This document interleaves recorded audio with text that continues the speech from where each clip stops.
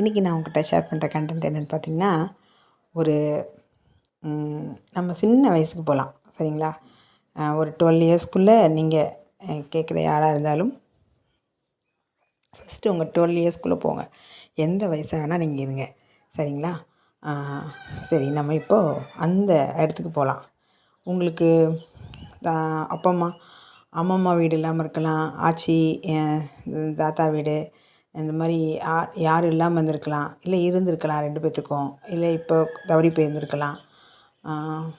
Whatever, நீங்கள் எப்படி வேணால் இருக்கட்டும். நாம் ஒருவேளை உங்களுக்கு தாத்தா பாட்டி இல்லைனாலோ, இல்லை நீங்கள் அந்த இப்போ நம்ம பேசுகிறதுனால நீங்கள் உங்கள் தாத்தா பாட்டி இருக்கிற மாதிரியும், நீங்கள் இந்த சிச்சுவேஷனில் நீங்கள் கலந்துக்கிற மாதிரியும், இப்போது அந்த ஒரு டூருக்கு வந்தால் எப்படி இருக்கும் அது மாதிரி நீங்கள் நினச்சிக்கோங்க. சரிங்களா? இப்போ போகலாம். இப்போது உங்கள் சின்ன வயசில் நினச்சிக்கோங்க. நீங்கள் நீங்கள் உங்களுக்கு ஞாபகம் இருக்க வரைக்கும் உங்களை எல்லா அம்மாவும் குழந்த பிறந்தோடனே ரொம்ப ஹாப்பியாக இருப்பாங்க. அதுக்கப்புறம் இப்போ நம்ம நம்ம வாழ்க்கையில் என்ன சிச்சுவேஷன் நடந்தாலும் இப்போ நம்ம ஹாப்பியை மட்டுமே அதுலேருந்து உறிஞ்சி எடுத்து பேசுகிறோம். அதை அந்த இடத்துல போய் பார்க்குறோம். சரிங்களா? அப்படி ஒரு வேளை உங்களுக்கு துன்பமாக இருக்கும் பட்சத்தில் கூட இந்த இந்த இந்த இந்தமான விஷயத்த அதில் போட்டு நப்பிடுறோம். சரிங்களா? ஓகே. இப்போ என்ன பண்ணுறோன்னா, நம்ம ஸ்கூலில் சேர்க்குறதுக்கு முன்னாடி எல்கேஜி, ப்ரீகேஜி, யூகேஜிலாம் சேர்க்குறதுக்கு முன்னாடி நம்ம வீட்டில் இருந்திருப்போம். நம்ம அழகாக ட்ரெஸ் போட்டிருப்பாங்க. எல்லோரும் நம்மளை தூக்கி கொஞ்சிருப்பாங்க. அதுக்கப்புறம் ஸ்கூலில் விட்டுருப்பாங்க. ஸ்கூல் விடும்போது நீங்கள் அழுதுட்டு வந்திருப்பீங்க. ரொம்ப அதுக்கப்புறம் நீங்கள் அந்த குழந்தைய ஃபஸ்ட்டு ஸ்கூலில் விடும்போது ரொம்ப ஃபீல் பண்ணியிருப்பீங்க. உங்கள் குழந்தைய ஃபீல் பண்ணுற மாதிரி நீங்கள் உங்களை நினைங்கன்னு சொல்கிறேன். அப்புறம் கொஞ்சம் வளர்ந்துட்டீங்க. ஒரு 5 வயசாச்சு. நல்லா படிக்கிறீங்க. இல்லை அப்புறம் லீவுக்கு புது சட்டை, ட்ரெஸ்ஸு எல்லாம் வாங்கி தராங்க. இந்த மாதிரிலாம் நீங்கள் இமேஜின் பண்ணிக்கோங்க உங்கள் வீட்டில். அதுக்கப்புறம் தாத்தா பாட்டி வீட்டுக்கு போகிறோம். வீட்டுக்கு போகும்போது அங்கே அந்த காடு இருக்கும். இளநீ தோப்பு இருக்கும். இளநீ தோப்பு தானே, தோட்டம். இளநீ தோப்பு தானே இருக்கும். அந்த தோப்பில் தென்னந்தோப்பு. அதில் போய் நம்ம இளநீ பறித்து நமக்கு தாத்தா எல்லாம் கொடுக்குறாங்க. அங்கே வேலை செய்கிறவங்களாம் நம்மளை பார்த்து இது உங்கள் பேரனா பேத்தியான்னு கேட்குறாங்க. நம்ம அவங்ககிட்ட ஹாய் சொல்கிறோம். ஜாலியாக இருக்கோம். அங்கே இருக்க பூக்கள்லாம் முகந்து பார்க்குறோம். எல்லாம் சுற்றி வரோம். அது ஃபுல்லாக காடாக இருக்குது. அழகழகான செடிகள்லாம் இருக்குது. சின்ன சின்ன பூக்களாக இருக்குது. நம்மளை பறிக்கிறோம். அதுக்கப்புறம் என்ன பண்ணுறோம், நமக்கு அங்கே ஒரு பனைமரம் நிறைய இருக்குது. அந்த பனைமரத்துலேருந்து நிறைய நுங்கு பறித்து நமக்கு நிறைய செஞ்சு நிறையா கொடுக்குறாங்க. அதை ஃபுல்லாக சாப்பிட்றோம். பதனி சாப்பிட்றோம். எல்லாம் சாப்பிட்டு வயிறு ஃபுல்லாச்சு அப்படின்னு சொல்லிட்டு நம்ம விளையாடலான்னு சொல்கிறோம். கண்ணாமூச்சி விளையாடலான்னு சொல்கிறோம். கண்ணாமூச்சி விளையாடுறோம் சின்ன வயசில். அதில் நல்லா யோசிச்சு பாருங்கள். உங்கள் அண்ணாலாம் உங்களை எப்படி கேர் பண்ணிக்கிறாங்கன்னு பாருங்கள். அதுக்கப்புறம் அக்கா தங்கச்சிங்க இருந்தாங்கன்னா அவங்கள எப்படி தம்பியை பத்திரமா பார்த்துக்குறாங்க. அக்கா எவ்வளோ பாசமாக இருக்காங்கன்னு நினச்சி பாருங்கள். அதுக்கப்புறம் அப்புறம் தாத்தா மதியம் அவங்க லஞ்சுக்கு எல்லா விதமான உணவுகள்லாம் செஞ்சு சாப்பிடுன்னு எல்லாத்துக்கும் ஊட்டி விட்றாங்க. நீங்கள் ஜாலியாக எல்லாத்தையும் சாப்பிட்றீங்க. ரொம்ப ஹாப்பியாக இருக்கீங்க. அந்த ஊர் ஒரு கிராமமும் ஒரு இதுவும் இல்லாமல் 2 கலந்துருக்கிறதுனால அங்கே ஆறு ஓடுற மாதிரி இருக்குது. அந்த ஆற்றுல குளிச்சுட்டு தான் மதியம் சாப்பிட வரோம். தண்ணியில் நல்லா ஜாலியாக விளையாடுறோம். எல்லாம் தண்ணியில் தெளித்து தண்ணியில் அடித்து எல்லாம் விளையாடுறோம். அப்புறம் ஜாலியாக விளையாடிட்டு அதுக்கப்புறம் என்ன பண்ணிடுறோம், வீட்டுக்கு வரோம். எல்லா வகையான ஃபுட்டு வச்சு நமக்கு என்ன சொல்கிறது, பயங்கரமாக என்ஜாய் பண்ணி எல்லாத்தையும் சாப்பிட்றோம் ருசித்து. அப்போ ஈவினிங் மார்னிங் நம்ம எப்படி சாப்பிட்றோம், இடியாப்பம், கொழுக்கட்டை, இந்த மாதிரி நீர் உருண்டை, இந்த மாதிரி பாரம்பரிய உணவு தான் வைக்கிறாங்க அம்மம்மா. அதுக்கப்புறம் தாத்தா ரொம்ப கதை சொல்கிறாங்க. எல்லாத்தையும் நமக்கு அவங்க வாழ்க்கையில் நடந்ததெல்லாம் நம்மக்கிட்ட ஷேர் பண்ணுறாங்க. நம்ம உட்காந்து அந்த கதை கேட்குறோம். அதுக்கப்புறம் இப்போது இதெல்லாம் நைட்டு அன்றைக்கி மொட்டை மாடியில் தூங்கிட்டோம். நைட்டு நமக்கு எல்லோரும் அம்மா சாதத்தை ஒரு பாத்திரத்தில் போட்டு நல்லா பிசைஞ்சு எல்லாத்துக்கும் உருண்டை பிடிச்சி எல்லாத்துக்கும் கையில் கொடுக்குறாங்க. நம்ம வயிறு ஃபுல்லாக சாப்பிட்டோம். மொட்டை மாடியில் அன்றைக்கி நிலா இருக்கிறதுனால அந்த நிலாவை பார்த்து எல்லாம் நல்லா தூங்கிட்டோம். நெட்டு கட்டி கொசு கடிக்கக்கூடாதுனால ஜாலியாக தூங்கியாச்சு. இதை நீங்கள் நினச்சி பாருங்கள் இந்த மாதிரி சுச்சுவேஷனை. அதுக்கப்புறம் என்னென்னா நீங்கள் கொஞ்சம் ஒரு ஒரு ஃபிஃப்த்து வந்துட்டீங்க. ஃபிஃப்த்து வரைக்கும் உள்ள வயசில் நீங்கள் இப்படி இமேஜின் பண்ணிக்கோங்க. அதுக்கடுத்து என்ன பண்ணுறீங்கன்னா, இப்போ உங்களுக்கு நல்ல தெளிவாக தெரிஞ்சிருக்கும். யார் யார் என்ன சித்தி, அத்தை, மாமா இந்த மாதிரி உங்களுக்கு உறவு என்ன இருக்காங்க, அண்ணன் என்ன இருக்காங்க, அப்பா என்ன ஒர்க் பண்ணுறாங்க, இதெல்லாம் தெரியும். கொஞ்சம் 5ஆம் கிளாஸ் படிக்கிற வரைக்கும் இப்போ நீங்கள் இமேஜின் பண்ணிக்கோனே. அப்போ வந்து இதை நான் சொல்ல நீங்கள் இமேஜின் பண்ணிக்கோங்க. உங்களுக்குள்ளே நிறைய மாற்றங்கள் இதெல்லாம் நிகழ்ந்துருக்கும்ல, இமேஜின் பண்ணிக்கோங்க. அதுக்கப்புறம் ஸ்கூலில் விட்டுருவாங்க. ஸ்கூலில் ஃப்ரெண்டாக இருப்பாங்க, நம்ம பக்கத்தில் ஃப்ரெண்டு இருப்பாங்க. அது குட்டி குட்டி குட்டியாக நினச்சி பாருங்களேன். அந்த ஃபேன்சி ட்ரெஸ் காம்படிஷன் போடுவாங்க, நம்ம வேஷம்லாம் போட்டுக்குவோம். அதில் வந்து நமக்கு வந்து டான்ஸ் ஆடுறதுக்கு ஒரு வாய்ப்பு இருக்கும். பாரதியாரோ, விவேகானந்தரோ, திருவள்ளுவரோ, வாட்டவர் வேறு, நேரு, காந்தி, இந்த மாதிரிலாம் நீங்கள் வந்து ஃபேன்சி ட்ரெஸ் காம்படிஷனில் போட்டு கிருஷ்ணர் இந்த மாதிரி, ராதே, ஆண்டாள் இந்த மாதிரிலாம் போட்டு அந்த அந்த அதில் ஃபோட்டோ எடுத்து வச்சுருப்பீங்க. அந்த ஃபோட்டோவை நினச்சி பாருங்கள். அதுக்கப்புறம் ஸ்கூலில் போய் நீங்கள் ஒரே ஸ்கூலில் அண்ணன் தம்பி எல்லாம் இருந்தீங்கன்னா அவங்கள கூட்டிகிட்டு வீட்டுக்கு வர்றது, அப்போது சைக்கிள் இருந்துச்சுன்னா சைக்கிள் எடுத்துகிட்டு வர்றது, சைக்கிளை ஓட்டிகிட்டு வர்றது, அது கூட நடந்து வர்றது, இந்த பிள்ளைங்க கூட சிரிச்சிட்டு வர்றது. அதுக்கப்புறம் வந்து அந்த ஸ்கூலில் வந்து மை அடிச்சுக்கிறது நம்ம சட்டையில். அதுக்கப்புறம் வந்து ஒரு யூனிஃபார்ம் பாருங்கள், ஒரு அதிகபட்சமாக எப்படி இருக்கும்னா, நீங்கள் ப்ரைவேட்டில் கவர்மெண்ட்டில் படிச்சிங்கன்னா அப்போ ஒரு யூனிஃபார்ம் கொடுத்துருப்பாங்களே, அந்த யூனிஃபார்மில் இருக்க மொத்தமாக நினச்சி பாருங்கள். சைக்கிளில் வர்றது, அப்போ உங்களுக்கு ஒரு ஃப்ரெண்டாக இருப்பான், அந்த ஃப்ரெண்டு உங்களுக்காண்டி எல்லாமே செய்வான். அப்போ வந்து அப்போ கூட சில பிள்ளைங்கள உங்களுக்கு பிடிக்கும், சில பிள்ளைங்களுக்கு சில பையனை பிடிக்கும். அவங்க வந்து சிநேகமாக இருப்பாங்க. அதுக்கப்புறம் அதுக்கடுத்து ஸ்கூலில் போனீங்கன்னா அந்த குடிக்காப்புளி விற்பாங்க. அப்புறம் எள்ளு உருண்டை, தட்டை, இந்த இது அது என்னது கேப்ப ரொட்டியா, கேப்ப ரொட்டி மாதிரி இருக்குமே, கேப்பை வச்சு செய்வாங்கள்ல தட்டு அது. அதுக்கப்புறம் வந்து அச்சு முறுக்கு, அப்புறம் முறுக்கு, அப்புறம் வந்து சோன் பப்படி, இது மாதிரிலாம் ஸ்கூல் கேண்டீனில் விற்பாங்க. பனங்கிழங்கு, அதுக்கப்புறம் சீசன் வந்தால் பனங்கிழங்கு விற்பாங்க. பழம் சுட்டு விற்பாங்க. மாங்காவை கட் பண்ணி உப்பு மிளகாத்தூள் போடுவாங்க. வெள்ளரிக்காய் அந்த மாதிரி போட்டு தருவாங்க. அதெல்லாம் போய் அந்த கேண்டீனில் அடித்து பிடிச்சி அப்படி நம்ம நின்று வாங்கும்போது, அதில் நமக்கு ஃப்ரெண்டாக இருக்கவங்களாம் நம்மளை கூட்டிகிட்டு போய் நமக்கு இது வாங்கிக்கோன்னு சொல்கிறது. அதுக்கப்புறம் வந்து அந்த கேண்டீன் அக்காவே நமக்கு ஃப்ரெண்டாக இருப்பாங்க இல்லைங்களா. நம்ம வந்தோடனே நம்மளை உண்மையே இது எனக்கு இந்த இந்த நான் சொல்கிறதெல்லாம் எனக்கு நடந்ததை வச்சு தான் சொல்லிட்டு வரேன். நீங்கள் உங்களோட நடந்ததை செஞ்சுக்கோங்க. அந்த கேண்டீன் போனோடனே எல்லோரும் நம்மளே வந்து வா அப்படின்னு சொல்லி நம்மளை பார்ப்பாங்க. அப்போ அங்கே இருக்க மொத்த பேரும் நம்மளை பார்ப்பாங்க. ஒரு ஹாப்பினஸ் வரும் பார்த்துங்க அந்த நேரத்தில். எல்லாத்துக்கும் கொடுக்குறத விட்டுட்டு எனக்கு வந்து என்ன வேணும்னு கேட்டு அவங்க அமைச்சு கொடுக்குறது. அந்த கடையில் 2 அண்ணன், அந்த அக்காவும் அந்த அண்ணாவும் இருப்பாங்க. அந்த அண்ணா வந்து எனக்கு வந்து அந்த அந்த அக்கா வந்து கொடுக்காம அந்த பக்கம் இருந்தாங்கன்னா, அண்ணா வந்து அங்கே பாரு பாப்பா வந்திருக்கு, அவளுக்கு நீ கொடு ஃபஸ்ட்டு அப்படின்னு சொல்லுவாங்க எல்லோரும் முன்னாடியும். அந்நேரம் ஒரு ஆனந்தம் வரும் பாருங்கள், அப்படி இருக்கும். அதே மாதிரி தான் நான் வந்து காலேஜில் கேண்டீன் போகிறது, ஹாஸ்டல் அந்த மாதிரிலாம் இருந்ததில்ல. ஆனால் நான் ஸ்கூல் தான் இப்போ சொல்லிகிட்ருக்கேன். அதனால் நீங்கள் வந்து அதை பற்றி இந்த ஸ்கூலை மட்டும் நீங்கள் நினச்சி பாருங்கள்.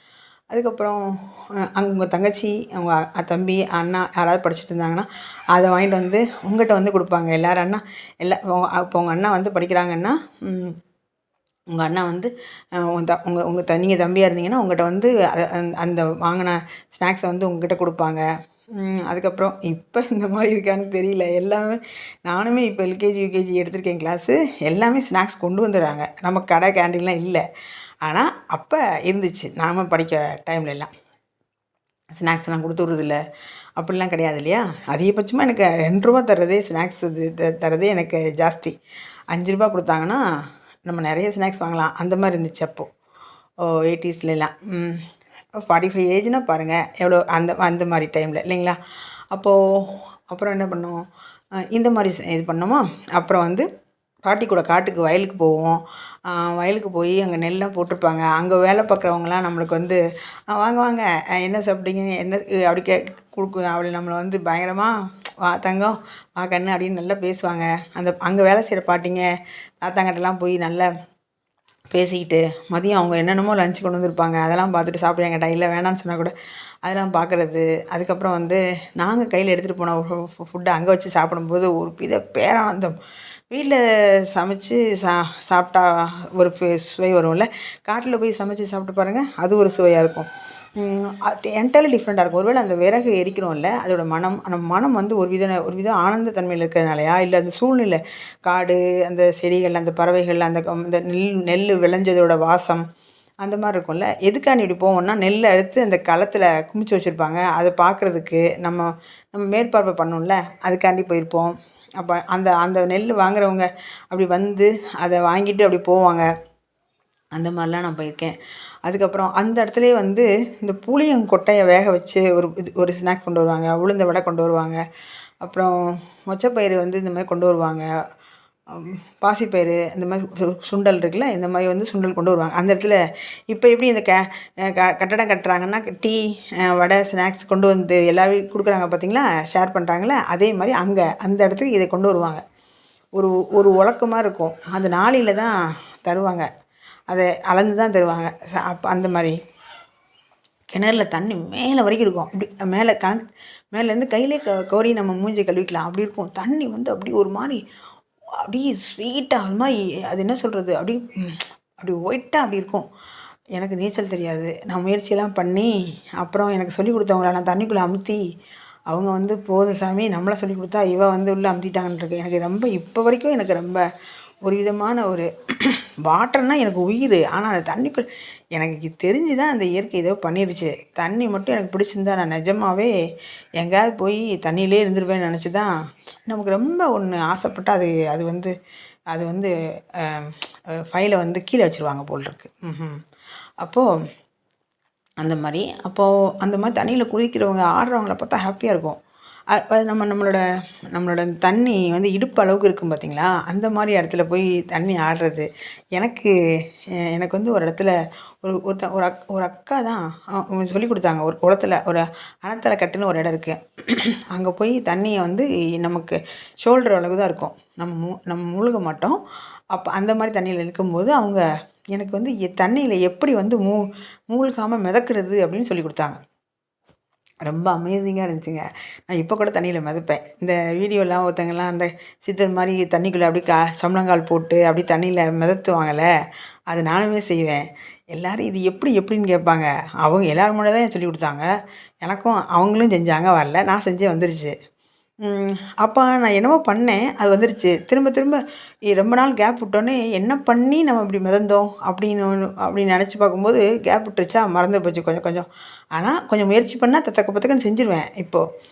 ஆனா, நான் தண்ணியே உ உ பயன்படுத்துற மாரியோ, இல்ல சூழ்நிலை இருந்தா தண்ணீல எனக்கு மிதக்கிறது, அது பாருங்களேன், நம்ம தண்ணீல வந்து என்ன பண்ணுவோம், தண்ணீல மிதக்குறோம். நம்ம காதுக்குள்ள தண்ணி போகுது, நம்ம இது போகுது. சூரியன அப்படியே நேரா பார்க்குறோம். ஒரு ஒரு ஒரு ஃப்ளாட்டான ஒரு பிளாஸ்டிக்ல நம்ம படுத்தா எப்படி இருக்கும்? அதே மாரி தண்ணீல படுக்குறோம் உடம்பு. அது வந்து ரொம்ப ரொம்ப அமேசிங்கா இருக்கு. அந்த அக்கா எனக்கு சொல்லிக் குடுத்தாங்க. அவங்க சொன்னாங்க, திருச்செந்தூர்ல ஒரு ஒரு சாது, அவர் சன்னியாசி அவர் வந்து கடல் அலை இருக்குது பார்த்தீங்களா, அந்த அலையிலே இப்படி ஃப்ளாட்டா போவாராம். அந்த அலையிலே இப்போ நம்ம எப்படி ஒரு ஃப்ளாட்டான தண்ணியில தானே நான் படுத்தேன் அப்படின்னு சொன்னேன். எனக்கு வந்து ஒருவேளை நீச்சல் மட்டும் தெரிஞ்சுச்சுன்னு வச்சுக்கோங்களேன், நான் கடலுக்கு உள்ளவே போயிருப்பேன். ஏன்னா எனக்கு தான் நீச்சல் தெரியுமே, நான் வந்து மூழ்க மாட்டேன்னு. நான் இப்போ எனக்கு முட்டிங்கால் தண்ணி இருக்கும்போதே நான் தக்க பதக்கன்னு தண்ணிக்குள்ளே உழுந்து கொஞ்சம் தண்ணி வாயிலெல்லாம் உள்ளெல்லாம் போயிடுது. அப்போது அவர் வந்து அந்த அந்த அலை போகுது பார்த்தீங்களா, அதோடயே போவாராம். அந்த அளவுக்கு அவர் தண்ணியில அந்த ஃப்ளாட்டா மிதந்துட்டு போவாராம். சரி. அப்போது நீங்க அந்த கிணத்துல, குளத்துலலாம் நீங்க சின்ன குழந்தையா இருந்தா நீச்சல் தெரிஞ்சிருந்தா சங்குன்னு மேலேருந்து அப்படி குதிக்கிறது, அப்புறம் போட்டி வைக்கிறது, அடியிலேருந்து மண் எடுத்து வரேன்னு சொல்றது. அதுக்கப்புறம் எவ்வளோ டைம் தண்ணிக்குள்ளே நம்ம மூழ்கி இருக்கோங்கிறத வந்து நம்ம வச்சு பசங்கள்லாம் விளையாடுவாங்க. நீச்சல் தெரிஞ்ச அக்காலாம் விளையாடுவாங்க. நான் வேடிக்கை பார்த்துட்டு இருப்பேன் மேலேருந்து. அப்போ வந்து எவ்வளோ நேரம் தண்ணிக்குள்ளே தம் பிடிச்சு நிற்கிறோன்னு. கண்ணு ஃபுல்லாக சிவப்பா இருக்கும். தண்ணிய விட்டு வெளிய வரவே வராது. உள்ளுக்குள்ளே போனா ஒரு சில்னஸா இருக்கும் தண்ணிக்குள்ள. வெளியில வந்தா ஒரு சூடா இருக்கும். பாருங்க 2 ஃபீல் நீங்க ஃபீல் பண்ணுவீங்க. இந்த மாரி வயல் ஃபுல்லா பச்சை பச்சை பசேல்னு இருக்கும். ஒரு விதமான ஒரு ஸ்மெல் வரும் பார்த்தீங்களா? அந்த அந்த காட்டோட வயலோட ஸ்மெல் அத நெனச்சு பாருங்க. அதுக்கப்புறம் வேற என்ன சொல்றது?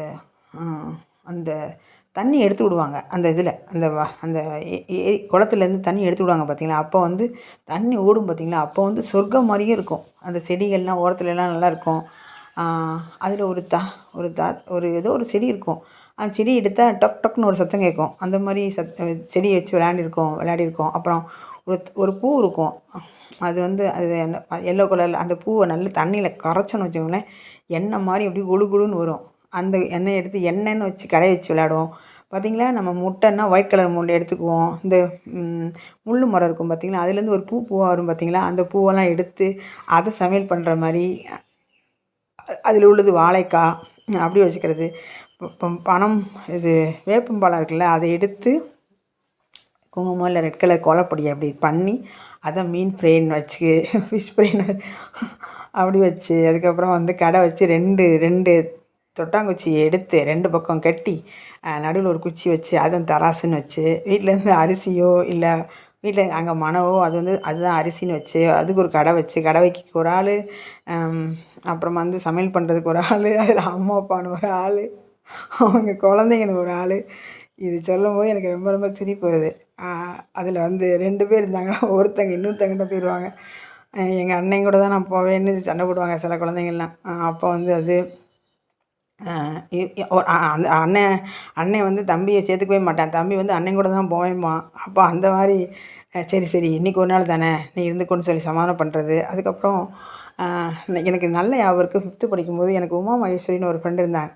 அவள் என்ன பண்ணுவான்னா, அவள் வந்து இது சொல்கிறது எனக்கு இல்லை ஃபீல் இல்லை, அதாவது நம்மளை பற்றி இப்படி சொல்கிறோமேன்ட்டு, இருந்தாலும் சொல்கிறேன். அப்போ வந்து நான் வந்து அவள் எப்போவுமே ஃபஸ்ட் ரேங்க் செகண்ட் ரேங்க் எடுப்பாள், நான் 5th ரேங்க் எடுக்கிறேன். ஒரு நாள் நான் என்ன பண்ணிட்டேன், எங்கள் அப்பா எப்போ பார்த்தாலும் என்னை அடிச்சுட்டே இருந்தாங்க, நீ என்ன இப்படி மார்க் வாங்க. ஏன்னா உமா வந்து வீட்டுக்கு வரும்போது அவள் என்ன ரேங்க்னா ஃபஸ்ட் செகண்ட் சொல்கிறா. நான் என்ன பண்ணிட்டேன், 5ன்னு இருக்கும்ல, அதை வந்து நான் அதை 3ன்னு ஆக்கிட்டேன். அதை கொண்டு போய் வீட்டில் காமிக்கும்போது இவன் நேராக வீட்டுக்கு வந்தவ, நீ எத்தனை ரேங்க்குன்னு சொன்னோன்னே அவள் வந்து அப்போ வந்து ஃபஸ்ட்டோ செகண்டோ வாங்கியிருந்தான்னு நினைக்கிறேன். இவ எத்தனை ரேங்க்குன்னு 5ன்னுட்டா. எங்கள் அப்பா 3rd ரேங்க்னோடனே கண்டுபிடிச்சிட்டாங்க.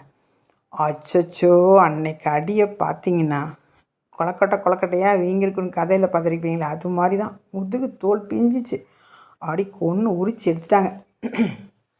அப்புறம் அதனால் அவள் கூட கோச்சிக்கிட்டு நான் பேசலை. உடனே அவள் வந்து என்கிட்ட ஒரு ஸ்லேட்டில் எழுதி, நான் உன்னிடம் பேச விரும்புகிறேன் அப்படின்னு சொல்லி, நாங்கள் போலீஸ் குவார்ட்டர்ஸில் இருந்தோம். எங்கள் வீடு ஃபஸ்ட்டு வீடு, 2 நடுவில் ஒருத்தங்க இருப்பாங்க, அந்த கருப்புன்னு ஒரு அக்கா வீடு. அந்த அக்கா வீட்டுக்கு அடுத்து தான் அவங்க இருந்தாங்க. அவள் வந்து எனக்கு ஸ்லேட்லேருந்து யார் அவங்க தம்பி அவங்க அண்ணாலாம் இருப்பாங்களே, அந்த தம்பி அந்த அண்ணா வந்து இல்லை, அந்த அண்ணா இருக்காங்கன்னு நான் அந்த வீட்டுக்கு போக மாட்டேன். அதனால் இவள் என்ன செய்வாள், அவங்க தம்பிகிட்ட ஸ்லேட்டை கொடுத்து விட்டு என்கிட்ட நான் உன்னிடம் பேச விரும்புகிறேன் அப்படின்லாம் எழுதி தருவாள்.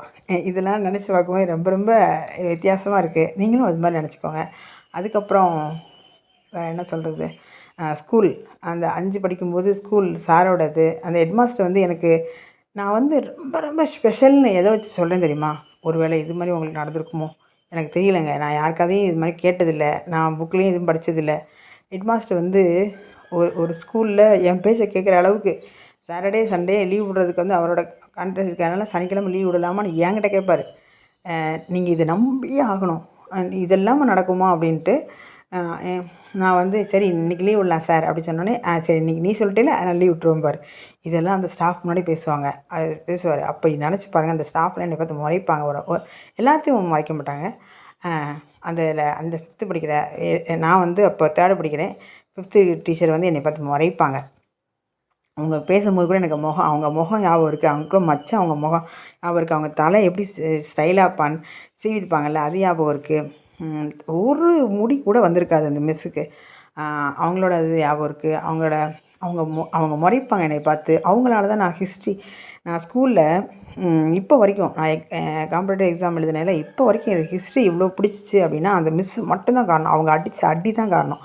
இப்போல்லாம் சொல்கிறீங்கல்ல, அடித்தா இப்போ குழந்தைங்கள போய் நீங்கள் கம்ப்ளைண்ட் பண்ணுறது, என் பிள்ளைய ஏன் அடிக்கிறீங்கல்ல, அந்த மிஸ் என்னை அடித்தாங்க பாருங்கள். அந்த அட்டியில் தான் நான் இன்றைக்கி வரைக்கும் ஃபஸ்ட் வாங்கிட்டுருக்கேன் அந்த ஹிஸ்ட்ரியில் மார்க்கில். அது பிடிச்சது காரணம். 2வது என்னென்னா, அந்த ஹிஸ்ட்ரியில் வந்து இவ்வளோ ஆழமாக எனக்கு வந்து அன்பு வர காரணம் அந்த மிஸ் மட்டும்தான். அதைத்தான் அவங்கள நான் ரொம்ப ரொம்ப நினச்சிப்பேன். ராணி மிஸ் மட்டும் என்னை அடிக்கலைன்னா நான் படிச்சுக்கவே மாட்டேன். என் 2 ஜடையும் பிடிச்சி, கொஞ்சம் அப்போ நீளமான முடினால 2 ஜடையும் பிடிச்சி அப்படி சுற்றி டொம்முனு கீழே போட்டாங்க. அப்படி தான் அடித்தாங்க என்னைய. ஸோ அதை நான் ரொம்ப பெருமையாகவும் ப்ரௌடாகவும் நான் ஃபீல் பண்ணுறேன். அதனால் அந்த அந்த அந்த நேரத்தில் எனக்கு வந்து ரொம்ப வருத்தமாகவும் எல்லாத்துக்கு முன்னாடி என்னை அடிச்சிட்டாங்கன்னு இருந்தால் கூட இப்போ நான் ரொம்ப சந்தோஷப்படுறேன். அதுக்கப்புறம் வந்து அந்த அந்த ஆஃபீஸில் உட்காந்து பேசிகிட்டு இருக்கும்போது எல்லாம் போயிடுவாங்க டீச்சர்ஸ்லாம். நான் மட்டும் சாரும் நானும் அவர் போனோடனே ஒரு சேரை மேலே ஏறி சம்பளங்கால் போட்டு உட்காந்துக்குவேன். அப்புறம் என்கிட்ட பேசுவார். அந்த சார் வந்து நல்ல குண்டாக இருப்பார், தொப்பை இருக்கும். அது ஒரு தாத்தா மாதிரி ஒரு ஃபீல் வருது இப்போ. இப்போ நான் உங்கள்கிட்ட பேசும்போது தாத்தா மாதிரி, ஒரு அப்பா மாதிரி, ஒரு கடவுள் மாதிரி, ஒரு குரு மாதிரி, ஒரு பெரிய ஒரு ஆசிரியர் மாதிரி எனக்கு அந்த ஃபீல் வருது இப்போது. அவர் அவர் அவர் இப்போ இறந்து போயிருப்பார், கண்டிப்பாக இறந்து போயிருப்பார். ஏன்னா எனக்கே இவ்வளோ வயசாச்சு அவர் அவர் ஒரு சைக்கிள் வருவார், அந்த சைக்கிள்லேருந்து இறங்குவார். அந்த மாதிரி சார் இருக்கார். என்னை பார்த்தோன்னே ஒரு சிரிப்பு சிரிப்பார். அதை பார்த்தோன்னே நீ காதல்னா என்ன நினைக்கிறீங்க? எனக்கு இப்போ தான் புரியுது. அன்பு அப்படின்னா ஒரு ஆணும் பெண்ணும் சேர்ந்தது மட்டும் அன்பு இல்லைங்க. எல்லாமே அன்பு தான். ஒரு குருவியை பார்த்து அந்த குருவி நம்மளை பார்த்து எங்கேயும் போகாமல் ஒரு தைரியமாக நம்ம கை முன்னாடியே நின்றுட்டே இருக்குது பார்த்தீங்களா? இது கூட அன்பு தான். எங்கள் வீடு ஒரு காக்காலாம் இருக்கும். நான் நான் என்ன சொன்னாலும் அது சோகம்னு சொன்னால் பயமுறுத்தி போகவே போகாது. என்ன ஒரு தைரியம், பக்கத்தில் போனோடனே ஓடிடும்ல, அது என்னை பார்த்து முறைச்சிக்கிட்டு டொயங்கி நிற்கும். என்ன பாரேன், அதே மாதிரி ஆட்டுக்குடி நிற்கும். ஏய் என்னை பார்த்து பயப்படு அப்படின்னு சொல்கிற அளவுக்கு அது போகவே போகாது. ஸோ இந்த மாதிரி ஒரு உணர்வெல்லாம் எனக்கு இதை பேசும்போது அந்த ஹெட்மாஸ்டர் மட்டும்தான், எனக்கு அந்த டீச்சர் மட்டும்தான், அந்த ஸ்கூலு. நான் அந்த 5th அந்த நான் பிஎஸ்டிஎம், நான் நான் வந்து தமிழ் லிட்ரேச்சர் வேறு படித்தேன். பிஎஸ்டிஎம் வாங்க சொன்னாங்க எக்ஸாமில். ஃபஸ்ட்லேருந்து 12th வரைக்கும் நீங்கள் தமிழ் படித்தா மட்டும் தான் நீங்கள் பிஎஸ்டிஎம் வாங்க முடியும், தமிழ் வழியில் கட்டுறீங்கன்னு சொல்லி அரசு பண்ணி தருவாங்கன்னு சொல்லியிருந்தாங்க. அதனால் திரும்ப அந்த ஸ்கூலுக்கு இப்போது ஒரு 3 வருஷம் முன்னாடி நான் போகும்போது அதே ஸ்கூலு, அதே பில்டிங், அதே அதே இது. ஆனால் டீச்சர் எல்லாம் மாட்டாங்க. அவங்கள்ட்ட போய் நான் அதெல்லாம் கேட்குறேன். ஆமாம் இதெல்லாம் இருந்துச்சுன்னு சொல்கிறாங்க. ஆனால் அந்த ஹெட்மாஸ்டர் என்னாச்சுன்னு கேட்டால் தெரிலங்கிறாங்க. அப்புறம் அந்த அந்த அந்த ஆஃபீஸ் ரூமு, அந்த வாட்டர் டேங்கு மேலே இருக்கிறது, அந்த மரம், அதெல்லாம் கொஞ்சம் கொஞ்சம் மாறி இருக்குது. ஆனால் சேம் டைமில் நான் நடந்தது வாவ்! ஆசம், அமேசிங் எக்ஸ்பீரியன்ஸாக இருக்குது. நான் இதை உங்கள்கிட்ட ஷேர் பண்ணும்போது தயவுசெய்து நீங்கள் நினைங்க.